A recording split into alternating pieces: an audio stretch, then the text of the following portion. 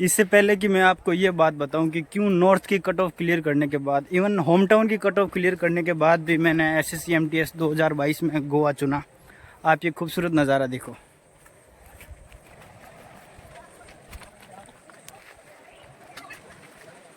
ये है गोवा का सबसे अंडररेटेड बटरफ्लाई बीच और उतना ही खूबसूरत।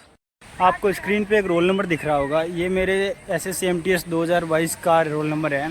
अगर आपके पास टाइम हो तो 2022 का रिज़ल्ट चेक करना और वहाँ पे इस रोल नंबर की रैंक चेक करना, तो आपको पता चल जाएगा कि ये 2000 के समथिंग कुछ रैंक थी मेरी।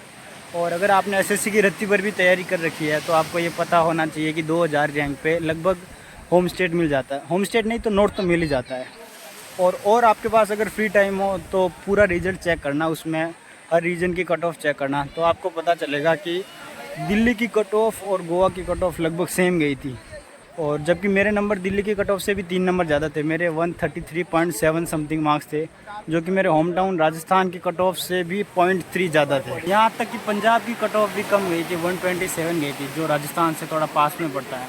फिर भी मैंने गोवा क्यों चूज़ किया, इसका सबसे बड़ा कारण यही है कि जब मैंने तैयारी स्टार्ट की थी ना, तो कुछ सीनियर से और बाकी लोगों से बात करके मुझे ये पता चला कि एसएससी में एक स्टूडेंट की एवरेज स्टोरी ये होती है, सेलेक्टेड स्टूडेंट की जो मतलब सिलेक्शन के लायक है, उसकी स्टोरी ऐसे होती है कि वो तैयारी करता है तो 2 साल के अंदर अंदर ढंग से तैयारी करता है तो वो किसी ना किसी चीज़ में सेलेक्टेड हो जाता है। जैसे ज़रूरी नहीं कि वो इंस्पेक्टर बने होम टाउन में, 80% लोग ऐसे होते हैं जो पहले एमटीएस, सीएचएसएल या फिर सीजीएल के थ्रू साउथ में अच्छी पोस्ट पे जाते हैं, फिर वो एक अटैम्प्ट अच्छा सा देते हैं और उससे वापस नॉर्थ में आ जाते हैं। तो मैं इतना समझ गया कि सिलेक्शन के और ड्रीम पोस्ट के साथ होम लोकेशन पे सिलेक्शन के जो बीच का टाइम है ना, उसे मैं गुमनामी में तो नहीं जीऊँगा।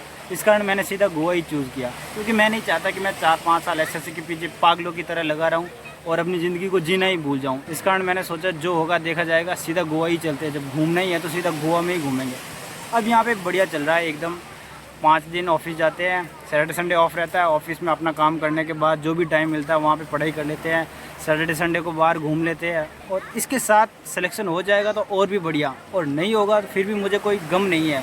अब हो सकता है जो मैंने फैसला लिया वो मेरे ऊपर ही उल्टा पड़ जाए, हो सकता है मेरा बाद में वापस सिलेक्शन हो ही ना, लेकिन जो चीज़ मैंने अपने लिए चूज़ की है उसके कॉन्सिक्वेंसेस भुगतने के लिए, उसके दुष्परिणाम भुगतने के लिए भी मैं तैयार हूँ, मुझे उसमें कोई दिक्कत नहीं है। और एसएससी जैसे पेपर के लिए जो काफ़ी लंबी तैयारी मांगता है, उसमें अगर आप लगातार पढ़ते रहोगे ना तो आपका सिलेक्शन होना या फिर लगातार पढ़ना बहुत मुश्किल हो जाएगा।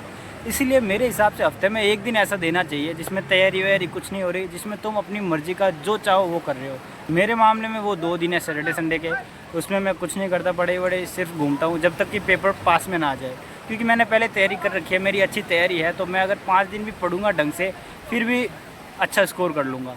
ऐसा नहीं है कि सारे लोग मेरी तरह यहाँ खुश है, सारे तो छोड़ो, मुझे छोड़ के शायद ही मेरा ऐसा कोई कलीग है जो खुश है गोवा में आके, क्योंकि बाकी सब बाई चांस आए थे और मैं बाई चॉइस आया था। और गोवा चूज़ करने का दूसरा मेन कारण ये है, जो कि सच बताऊं तो मुझे यहाँ आने के बाद पता चला कि यहाँ पर वो साउथ वाली वो टिपिकल प्रॉब्लम नहीं है जो बाकी जगह होती है, बेंगलोर में या चेन्नई में, जो लैंग्वेज इशू होते हैं कि लोगों को हिंदी नहीं आ रही।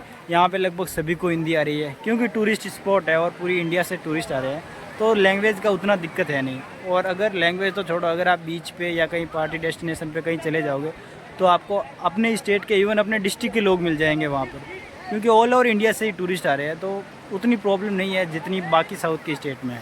और सबसे मज़े की बात तो ये है कि जब मैं यहाँ आया था ना, तो मैंने जिसको भी बताया कि मैं बाई चॉइस गोवा आया हूँ, तो किसी ने मुझे ये नहीं कहा कि तूने सही किया है। सब ने कहा कि बहुत बड़ी गलती कर दी, अपनी ज़िंदगी की सबसे बड़ी गलती कर दी।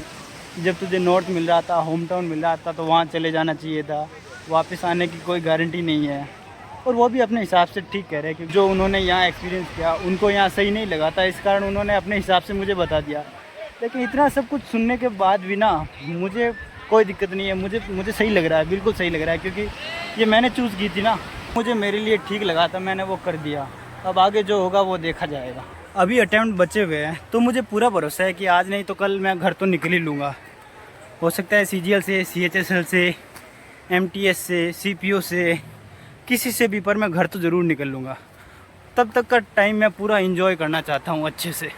लास्ट में इस खूबसूरत नज़ारे और एक खूबसूरत लाइन के साथ अपनी बात को ख़त्म करूँगा कि धूप में निकलो, समंदर में नहा के देखो, ज़िंदगी क्या है, थोड़ी सी ब्लैक बुक हटा के देखो। भाई थोड़ी सी हटाना, पूरी मत हटा देना, वरना बर्बाद हो जाओगे।